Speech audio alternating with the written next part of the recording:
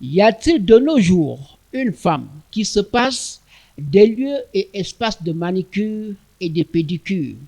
La réponse tend vers la négative car le souci premier de la femme, c'est se rendre belle, devenir l'être le plus attrayant et son vœu le plus cher, c'est sa raison de vivre. Sa beauté passe avant tout. Avoir un visage poupin et rayonnant, des ongles et des orteils qui brillent, des cils, sourcils et paupières bien ressortis, il faut se mettre à l'aise pour ne pas être assimilé à une villageoise ou encore à une femme mal entretenue. Ce qui traduit donc la ruée de ces femmes vers des espaces de beauté. Et comme animées par un chimiotatisme positif, la plupart de ces femmes se dirigent plutôt vers des hommes qui, semble-t-il, maîtrisent mieux l'affaire. Après ce que j'ai remarqué, les hommes, ils ont une façon de faire avec un peu plus de finesse et pour eux, ces gens, ils veulent tellement bien faire, donc de tellement bien faire en fait que ils prennent du temps, ils prennent soin. D'après mon expérience avec les femmes, elles sont un peu trop sur la défensive, même lorsque on demande ce qu'on veut. C'est un peu plus, il y a toujours ce petit truc entre femmes. Moi, je préfère aller voir les hommes parce que ils prennent bien soin des femmes. Et ils le font avec soin et ils ne vont pas violemment, ils font bien. La femme, elle va violemment et ça fait vraiment mal. Moi, partout que je pose les hommes veulent sécher les hommes. En fait, les hommes travaillent bien. Il vaut mieux refléter l'image de la classe bourgeoise, même si l'on est une femme du quartier Mokole-Lobi à Yaoundé ou une femme de Mindourou à l'est du pays. Il ne s'agit pas là d'une moquerie, mais d'une image qui veut tout simplement dire que même si les poches sont vides, la femme cherche toujours à ressembler à quelque chose de beau, quelque chose d'attrayant.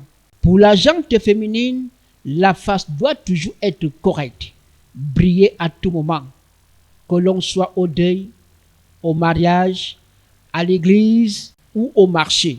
Il faut être correct. En effet, pour elle, c'est par la face qu'un homme commence par regarder une femme. Il ne faut donc pas se négliger, car un visage négligé peut faire fuir ce dernier.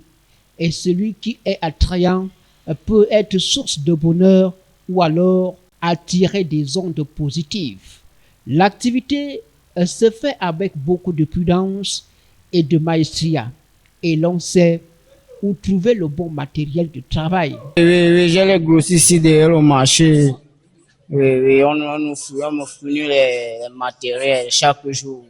En fait, j'ai une maison qu'elle prend. Parfois, elle prend à Mokolo. Parfois, elle prend ici, là, chez Natacha. Ici, en face, au Carrefour de Paris. Oui, une bonne qualité, très bonne qualité. L'homme prend donc bien soin de la femme, contrairement à sa sœur, qui, à cause de son ego et son manque d'humilité, tue le contrat avec des querelles et des mots déplacés. Le manque de succès des femmes, si je peux le dire ainsi, c'est dû au fait qu'au-delà du travail, il y a le côté humeur des femmes. L'homme peut facilement gérer les humeurs de la femme. Par contre, la femme, c'est pas facile de gérer les humeurs d'une autre femme. Elle va faire le travail, mais dans son cœur ou dans sa tête, elle sera en train de dire, mais elle se prend pour qui? C'est pas parce qu'elle me donne l'argent qu'elle va se permettre de faire n'importe quoi ou alors... La pose des ongles, des cils et du vernis est devenue une activité bien rentable. Le métier nourrit bien son homme. Je travaille même 20 personnes par jour. Bon, mon travail commence à partir de 500 montants. Le traçage jusqu'aux ongles. Donc ça dépend de la catalogue que la dame va venir me présenter. Il y a les jours qu'elle peut travailler 10 000, les jours qu'elle peut travailler 20 000, les jours qu'elle peut travailler 5 000. Donc ça dépend des journées. S'il est difficile de connaître des périodes de vaches maigres, l'activité requiert néanmoins beaucoup de sagesse pour la femme afin de joindre les deux bouts. La clientèle ne s'arrache pas à coups de gueule.